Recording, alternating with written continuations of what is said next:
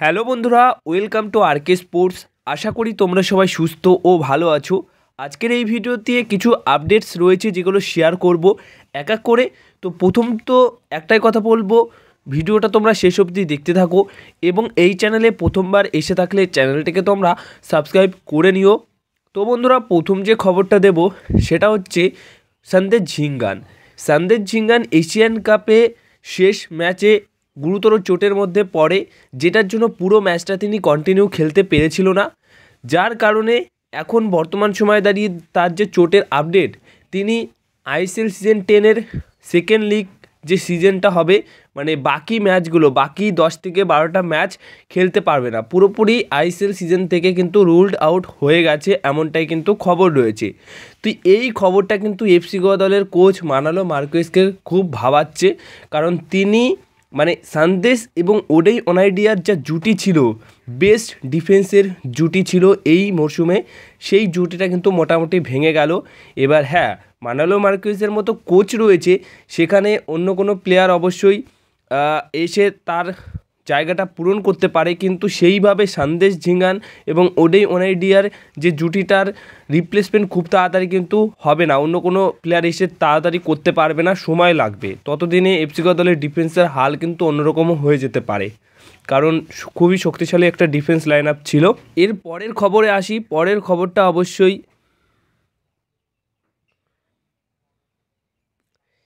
পরের খবরটা Mumbai city FC দলের রস্টিন গ্রিফিথস, যিনি কিনা উড়িষ্যার এগেনস্টে লাস্ট ম্যাচে রেড কার্ড দেখেছিলেন এবং যার কারণে মোটামুটি তাকে 3টে ম্যাচের জন্য সাসপেন্ড করেছিল এআইএফএফ। এবং তিনি যে সমস্ত কার্যকলাপ করেছে সমর্থকদের উদ্দেশ্যে, একটা জিনিস তিনি করেছেন যেটা তোমরা হয়তো আশা করি সবাই দেখতে পেরেছো। তো আইএসএলে তিনি খেলতে পারবে না মোটামুটি 3টে ম্যাচ, কিন্তু তার আগে বড়সড় সিদ্ধান্ত নিয়েছে এবং ভালো সিদ্ধান্ত নিয়েছে মুম্বাই সিটি এফসি দল। তার সাথে কিন্তু চুক্তি ভেঙে দিয়েছে বলেই খবর রয়েছে, তার সাথে মোটামুটি কন্টিনিউ করতে চাইছে না মুম্বাই সিটি এফসি দল। হ্যাঁ, কারণ একজন বিদেশি প্লেয়ার কিন্তু ইন্ডিয়ান সুপার লিগে একটা দলের খুবই ইম্পর্টেন্ট প্লেয়ার হয়ে থাকে, কারণ তাদেরকে নিয়ে প্লেইং 11 সাজাতে হয় এবং গুরুত্বপূর্ণ বিদেশি প্লেয়ারকে আনা হয়। এবার তিনি যদি এই সেকেন্ড লিগ শুরুতেই 3টে ম্যাচ না খেলতে পারে, তাহলে কোচের কাছে তো অপশন কমে যাচ্ছে। তো সেই ক্ষেত্রে জানুয়ারি ট্রান্সফার উইন্ডো যেহেতু খোলা রয়েছে, তাতে করে এই সুযোগের সদ্ব্যবহার অবশ্যই করা দরকার। আর রস্টিন গ্রিফিথসকে ছেড়ে দিয়েছে, এটা কিন্তু খুবই ভালো ডিসিশন নিয়েছে মুম্বাই সিটি এফসি দলের নতুন কোচ। তিনি কিন্তু খুব ভালো একটা কাজ করেছেন বলেই মনে করি। এবার যে বিষয়টা শেয়ার করব সেটা হচ্ছে কেরালা ব্লাস্টার এফসি দল কিন্তু একটা বিদেশি প্লেয়ারের উপর ইন্টারেস্টেড রয়েছে। এর আগে একটি বিদেশি প্লেয়ারের কথা বলেছি, অস্ট্রেলিয়ান বিদেশি প্লেয়ার। এরপর একটা স্প্যানিশ বিদেশি প্লেয়ারের নাম কিন্তু শোনা যাচ্ছে। স্প্যানিশ মিডিয়া তারা কিন্তু এই রিপোর্টটা করেছে। 26 বছর বয়সী অ্যাটাকিং মিডফিল্ড পজিশনের প্লেয়ার পিটু বিয়েরা 26 বছর বয়স তার। স্পেনের বেশ কিছু ক্লাবে তিনি খেলেছেন, মানে স্পেন থেকে এখনও অবধি তিনি বাইরের কোনো দেশের লিগের ক্লাবে খেলেনি। এখন বর্তমান সময়ে দাঁড়িয়ে উইদাউট ক্লাব রয়েছে। 26শে জানুয়ারি তার কিন্তু চুক্তি শেষ, ক্লাবের সাথে শেষ হয়ে গেছিলো। তো সেই অনুযায়ী এখন তিনি পুরোপুরি ফ্রি প্লেয়ার। এই প্লেয়ারটি কেরালা ব্লাস্টার এফসি দলে আসতে পারে, এমনটাই খবর রয়েছে।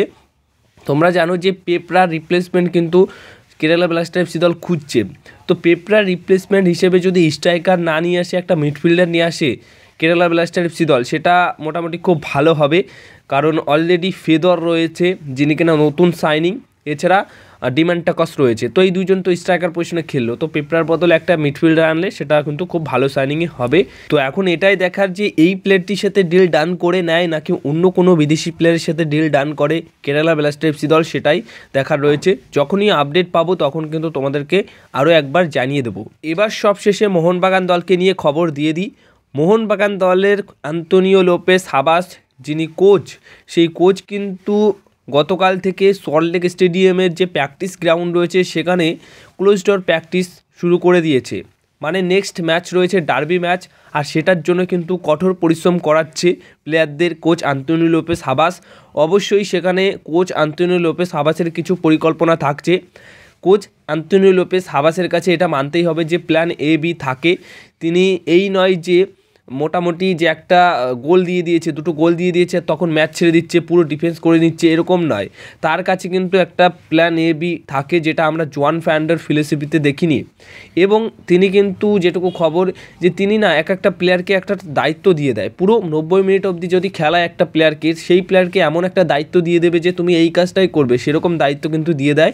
তো মানালো মার্কুয়েজ যেরকম মোটামুটি এফসি গোয়া দলের প্লেয়ারদের ওপর তোমরা দেখোই যে তিনি কিন্তু যখন ভুল হয় তিনি কিন্তু রেগে যায়, তো সেই মতো কঠোর একটা কোচ মানালো মার্কুয়েজ। তো সেই রকমই কিন্তু আন্তোন লোপেস হাবাসও কিন্তু কঠোর কোচ, মানে একজন খুবই অভিজ্ঞ কোচ। সেই রকমভাবেই তিনি কিন্তু তার প্লেয়ারদের বুঝিয়ে দেন যে তোমার এই কাজটা করতে হবে। তো সেই মতোই অবশ্যই ক্লোজ ডোর প্র্যাকটিস চলছে, এবং ক্লোজ ডোর প্র্যাকটিসে কিন্তু মোটামুটি খুব ভালো প্রিপারেশন নিচ্ছে।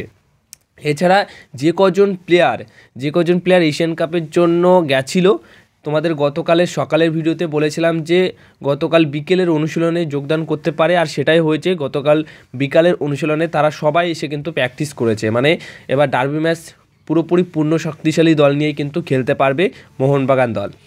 এছাড়া সবশেষে যে বিষয়টা নিয়ে কথা বলবো সেটা হচ্ছে, এই যে মোহনবাগান দল যদি একটা ডিফেন্সিভ মিডফিল্ড পজিশনের বিদেশি না নেয়, তাহলে সেখানে কোন বিদেশি বা কিভাবে কি খেলাবে।